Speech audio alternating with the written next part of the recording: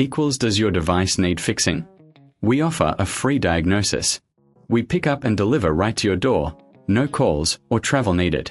We send you a quote before repairing, and only go ahead if you approve it. Easy, transparent, and professional. Link in description. To start, unplug your KitchenAid. Gather your tools, a screwdriver, a wrench, and a clean cloth. Remove the screws from the base to access the motor.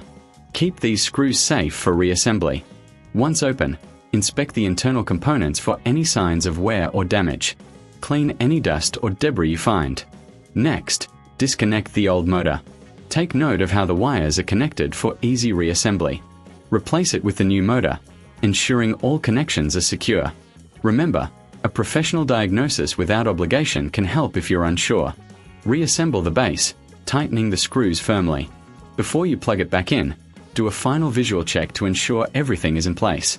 If you prefer, we offer pickup and delivery at your home, so you don't have to worry about transport. Once everything is secure, plug in your KitchenAid and test it. If you need assistance, remember, no calls, no travel. Get a quote before repair to avoid surprises.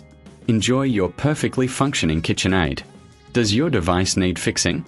We offer a free diagnosis. We pick up and deliver right to your door, no calls or travel needed. We send you a quote before repairing, and only go ahead if you approve it.